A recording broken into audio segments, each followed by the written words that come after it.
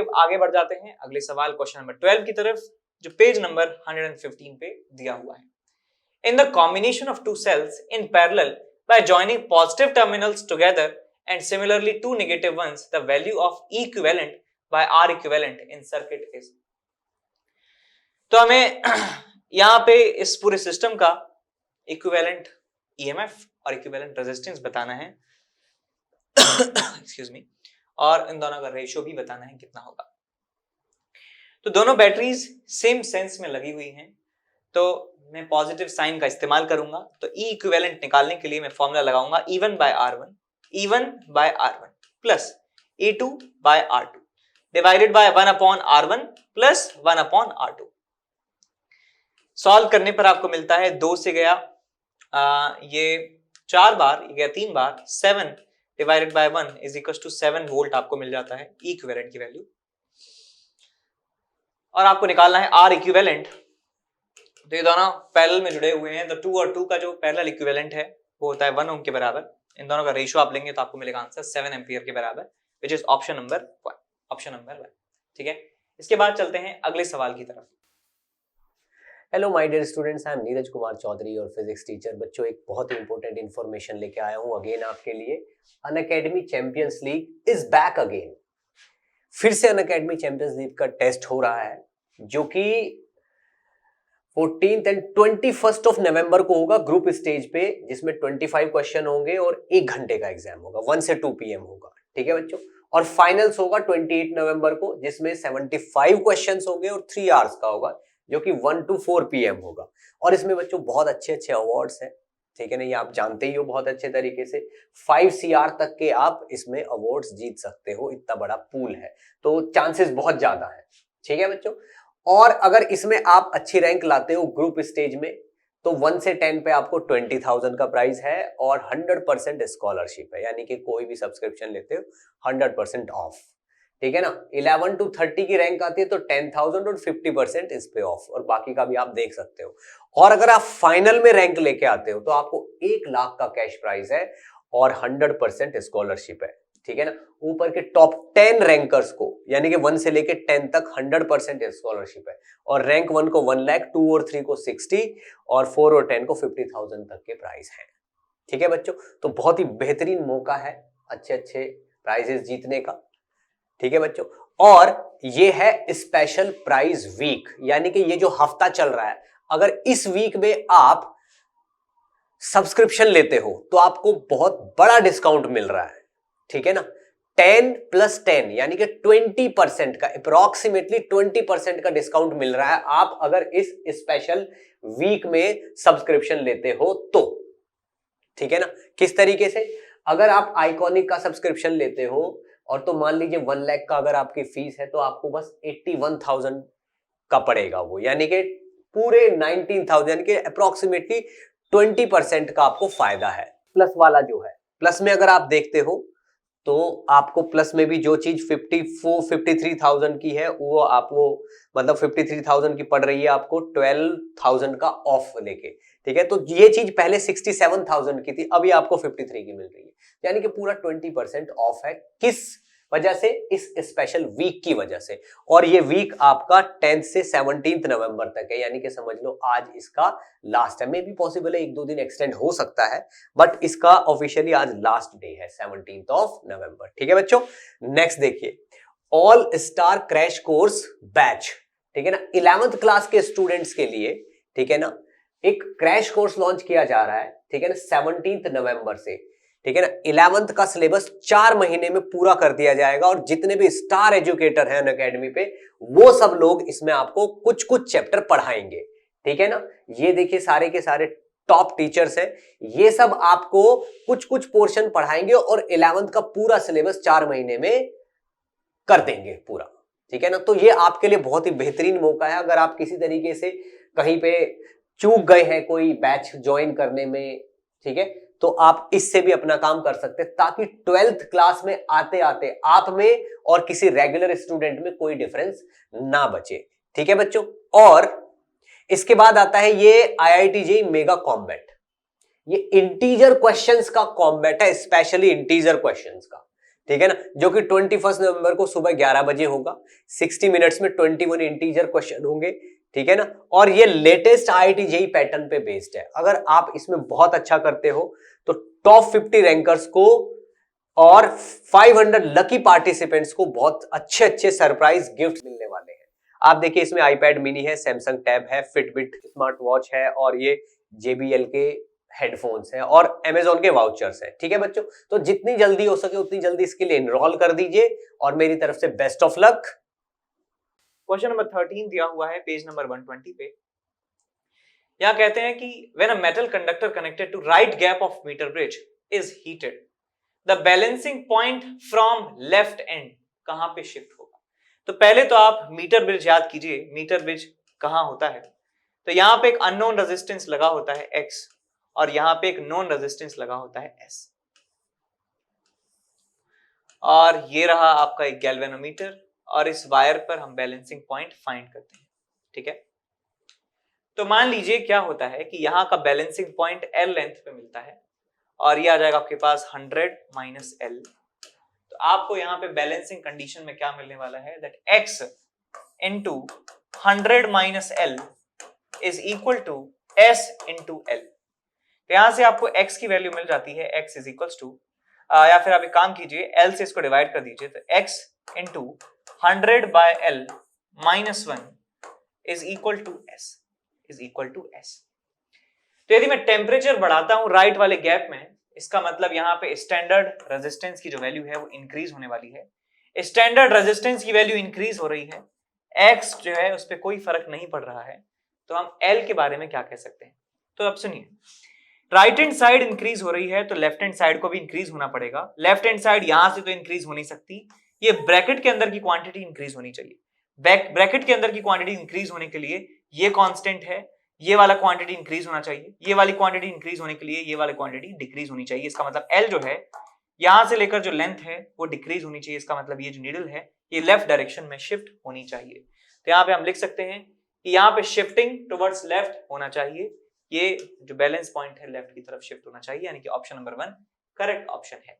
Question number 15 यहाँ पे discuss कर रहे हैं। सवाल जो है पेज नंबर 116 से लिया हुआ है। क्वेश्चन कहता है battery of EMF 5 volt, battery का EMF कितना है, 5 वोल्ट के बराबर है, and negligible internal resistance is connected across the diagonally opposite corners of cubical network consisting of 12 resistors and each of resistance 1 ohm। यानी कि 12 साइड्स वाला 12 रेजिस्टर वाला ये क्यूबिकल स्ट्रक्चर जो है इसके डायगोनल के अक्रॉस इस बैटरी को कनेक्ट किया जाता है। तो करंट बताना है along one edge of the cube, तो किसी भी एक एज में से जो करंट पास हो रहा है वो आपको कैलकुलेट करना है। तो मैं सबसे पहले ये आर इक्विवेलेंट के बारे में जानता हूं कि आर इक्विवेलेंट यदि क्यूब के डायगोनल के अक्रॉस निकाला जाए तो आता है 5R/6 के बराबर, 5R/6 के बराबर। आर की वैल्यू जो है 1 ओम के बराबर है, तो ये 5/6 ओम के बराबर इक्विवेलेंट रेजिस्टेंस आपको मिल जाएगा। यहां पे जो करंट है वो फ्लो हो रहा है 3 इंटू आई के बराबर, I 3I के बराबर यहां पे करंट फ्लो हो रहा है। तो मैं कह सकता हूं EMF 5 volt divided by resistance is 5/6, ये किसके बराबर है, 3 इंटू आई के बराबर है। तो 5 से 5 चला गया, आई की वैल्यू आपको मिल जाती है 2 एम्पियर के बराबर।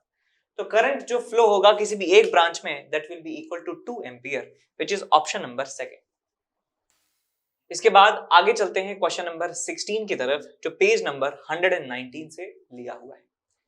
4 arms of Wheatstone bridge, Wheatstone bridge की 4 जो आर्म्स हैं have the following resistance: AB 60, BC 100, CD 60 and DA 12. A galvanometer of 15 ohm resistance is connected across BD.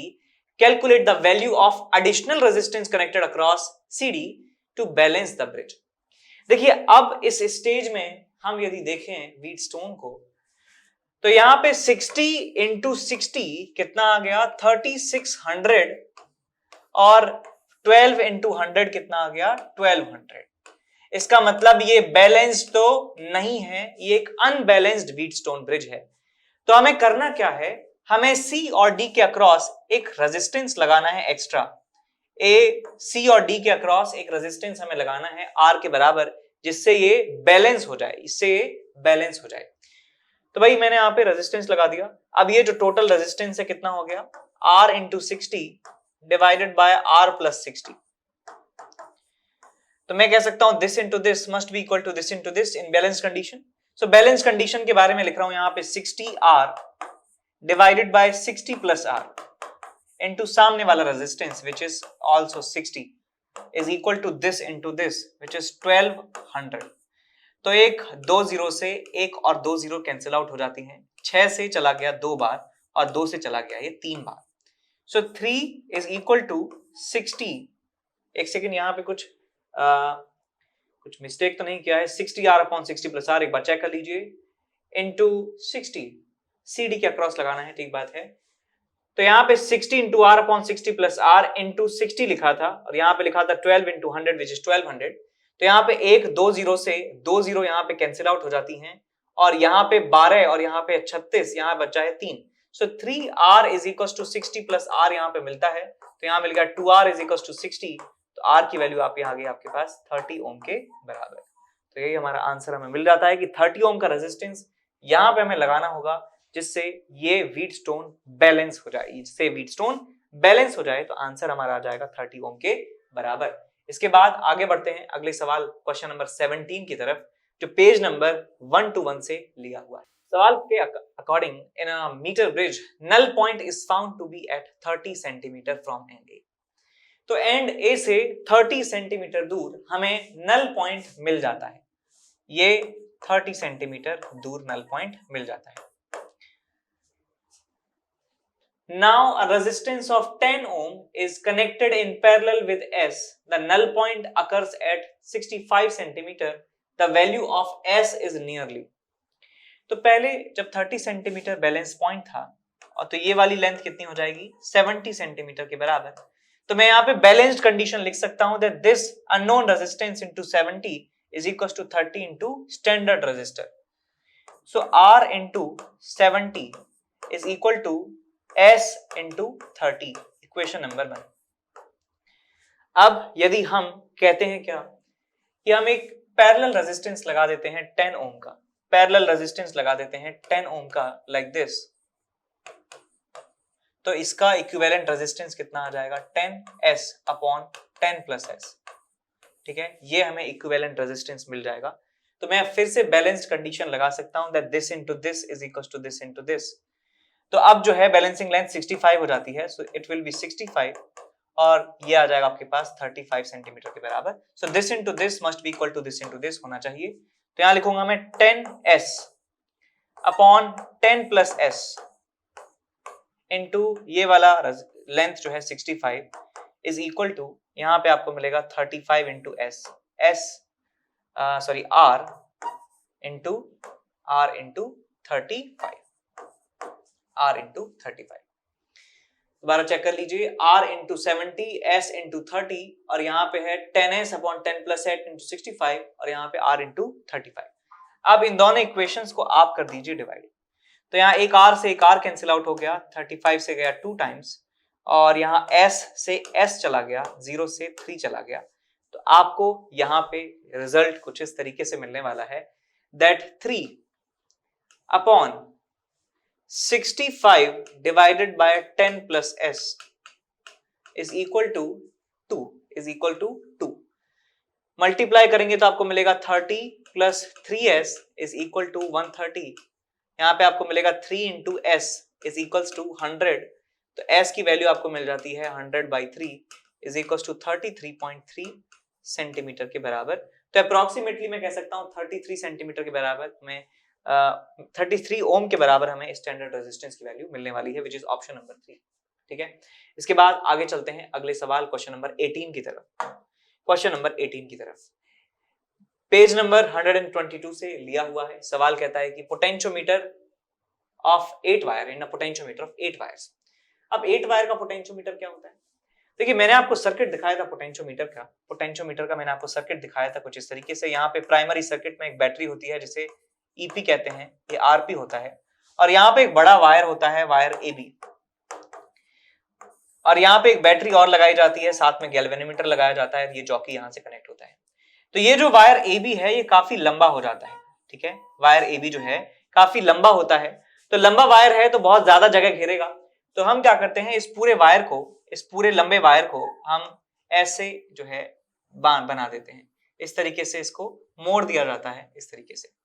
तो हम जॉकी को लेफ्ट से राइट चलाने की जगह ऐसे जिग जैग फैशन में जो है, टू एंड फ्रो फैशन में, लेफ्ट एंड राइट फैशन में हम इसको मूव करवाते हैं जॉकी। तो मतलब यही हुआ कि 8 यदि टोटल वायर हैं तो बैलेंस पॉइंट को हम 5th वायर पे हमें मिलता है। To shift the balance point to 6th wire, हमें यानी कि लेफ्ट से राइट खिसकाना है, हमें क्या करना है इस बैटरी के बैलेंस पॉइंट को लेफ्ट से राइट की तरफ खिसकाना है।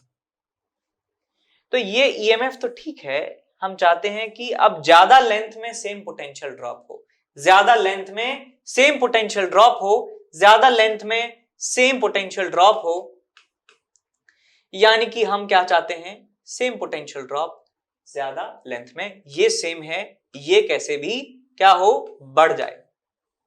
हम क्या कर सकते हैं इसके लिए, हमें इसका सेंसिटिविटी जो है, वोल्टेज सेंसिटिविटी वो कम करना होगा।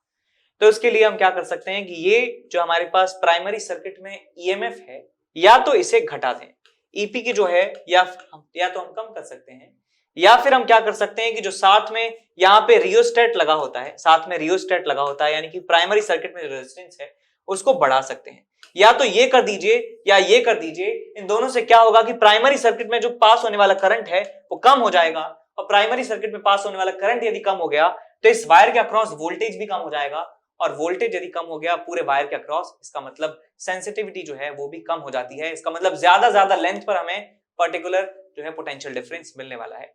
तो हमें आंसर यहाँ पे चूज करना है इन ऑप्शंस में से कि decrease resistance in main circuit, नहीं, increase the resistance, increase resistance main driver circuit बिल्कुल ठीक, डिक्रीज रेजिस्टेंस नहीं, डिक्रीज नहीं करना है। Taking driver battery with higher EMF, नहीं, बैटरी का ईएमएफ कम करना है और रेजिस्टेंस को बढ़ाना है, कोई भी एक काम करें या दोनों काम करें। इसके बाद आगे चलते हैं क्वेश्चन नंबर 19 की तरफ, पेज नंबर 131 से लिया है। अ potentiometer with driver battery of 2 volt, तो यहां पे एक पोटेंशियोमीटर जो है मैं बना लेता हूं, पोटेंशियोमीटर बना लेता हूं, ये प्राइमरी बैटरी है, इसका कुछ रेजिस्टेंस होगा, यहाँ पे एक रियोस्टेट है और यहाँ पे एक वायर है एबी। हम यहाँ पे क्या कर रहे हैं, हम यहाँ पे बात कर रहे हैं इंटरनल रेजिस्टेंस मेजरमेंट की, तो हमें सर्किट बनाना होगा उसी के अकॉर्डिंग।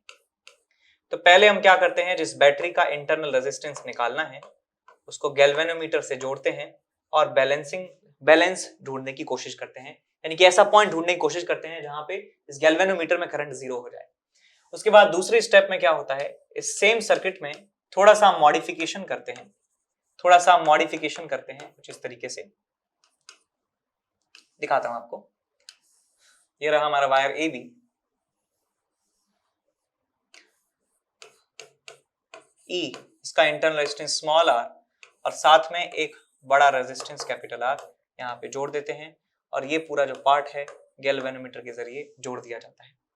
तो पहले हम यहाँ पे बैलेंसिंग लेंथ ढूंढने की कोशिश करते हैं L1, और यहाँ पे हमें इक्वेशन मिलती है E is equal to lambda potential gradient into L1, equation number 1। उसके बाद यहाँ पे हम बैलेंसिंग पॉइंट ढूंढने की कोशिश करते हैं, तो बैलेंस पॉइंट हमें मिल जाता है लेंथ L2 पर, और उस L2 लेंथ पर यहाँ पे करंट हो जाता है 0। तो यहाँ यदि करंट 0 हो गया तो मैं कह सकता हूँ यहाँ भी जो करंट है वो किसके बराबर होगा, 0 के बराबर होगा। यहाँ पे भी करंट 0 के बराबर होगा, तो करंट जो है इस ब्रांच में नहीं है, इस ब्रांच में नहीं है, लेकिन इस सर्किट में करंट फ्लो होता है I is equal to E upon R plus capital R, और इस रेजिस्टर के अक्रॉस जो पोटेंशियल डिफरेंस है वही इसके अक्रॉस पोटेंशियल डिफरेंस होता है। तो यहाँ पे हम लिखते हैं lambda into L2 is equals to इस कैपिटल R के अक्रॉस पोटेंशियल डिफरेंस, इस कैपिटल R के across potential difference which is small I into capital R, small I which is E upon R plus R into capital R, ठीक है। ये हमें result मिल जाता है। इन दोनों इक्वेशंस को यदि आप डिवाइड करेंगे, इन दोनों इक्वेशंस को यदि आप डिवाइड करेंगे तो आपको मिलता है, देखिए क्या, लैम्डा से लैम्डा चला गया, E से E चला गया, तो मिलता है R plus small r upon capital R is equal to L1 by L2। तो यहां मिल गया 1 plus small r upon capital R is equals to L1 by L2। तो यहाँ पे फॉर्मूला में जो है इस्तेमाल कर सकते हैं, डायरेक्ट या अभी इस्तेमाल कर सकते हैं। तो हमें यहाँ पे ना तो प्राइमरी सर्किट की बैटरी का इस्तेमाल हुआ, ना प्राइमरी सर्किट के रेजिस्टेंस का इस्तेमाल हुआ, ना इसकी कोई लेंथ, इनकी जो पोटेंशियल है इस वायर के अक्रॉस उसका इस्तेमाल हुआ, ना पोटेंशियल ग्रेडियंट का इस्तेमाल हुआ। हमें दोनों ही केसेस में बैलेंसिंग लेंथ का इस्तेमाल हो रहा है और ये जो एक्सटर्नल रेजिस्टेंस लगाया है उसका इस्तेमाल हो रहा है। तो ना ही इस बैटरी का कोई काम है। तो देखिए यहाँ पे फॉर्मूले के हिसाब से हमें क्या चाहिए, हमें बैलेंसिंग लेंथ चाहिए L1। L1 मिल चुका है हमें 225 सेंटीमीटर, L1 इज 225। L2 की बात करें, L2 हमारे पास है 210 और जो एक्सटर्नल रेजिस्टेंस लगाया है वो 7 ओम के बराबर है, capital R is equal to 7 के बराबर है। बस सारी वैल्यू जो है यहाँ पे रख दीजिए, आपको इंटरनल रेजिस्टेंस मिल जाएगा। तो भाई यहाँ पे 1 plus small r upon capital R is equal to L1 by L2 225 divided by 210। तो 5 से गया ये 5, 20, 25, 5 से गया 20, 5 से गया ये 2, 3 से गया ये 15, 3 से गया ये 14, सो 15 बाय 14, सो r अपॉन 7 आ जाएगा आपके पास 1 अपॉन 14, 7 से गया 2 बार, तो r की वैल्यू आ जाती है 1/2 ओम के बराबर, यानी कि 0.5 ओम के बराबर आपको इंटरनल रेजिस्टेंस मिल जाता है, which is option number second. Option number second हमारा सही आंसर हो जाएगा। ठीक, इसके बाद आगे चलते हैं क्वेश्चन नंबर 20 की तरफ, जो पेज नंबर 116 से लिया हुआ है। Pick out the wrong statement about Kirchhoff's law of electric circuit. तो किरचॉफ्स के दो लॉ हैं, Kirchhoff's current law, Kirchhoff's voltage law, ये जंक्शन लॉ और mesh law. Outgoing currents adds up and are equal to incoming currents at a junction. बिल्कुल ठीक है, ये किरचॉफ्स करंट लॉ है। Electric potential in a circuit is a position dependent starting with any point. If we come back to the same point, total potential change must be zero. बिल्कुल सही statement है। तीसरा part कहता है कि junction rule is based on conservation of energy law. नहीं, ये conservation of charge पर बेस्ड है। जंक्शन रूल जो है वो कंजर्वेशन ऑफ चार्ज पर बेस्ड है और किरचॉफ्स वोल्टेज लॉ ये एनर्जी कंजर्वेशन पर बेस्ड है। डी तो हमारा गलत जो ऑप्शन है वो ऑप्शन नंबर 3 है, वही हमें बताना है। एक बार डी और पढ़ लेते हैं। बेंडिंग और reorienting the wire does not change the validity of Kirchhoff junction law. Kirchhoff junction law में का जो है वो वैलिड रहता है यदि हम वायर को मतलब कैसी भी शेप में मोड़ दें, ठीक है, कैसी भी शेप में मोड़ दें उससे कोई फर्क नहीं पड़ेगा Kirchhoff's voltage, Kirchhoff's current law इस्तेमाल करते समय। तो सी जो है हमारे पास स्टेटमेंट, सी और जो ऑप्शन है वो गलत है, तो भाई हमें बताना है। ठीक बात।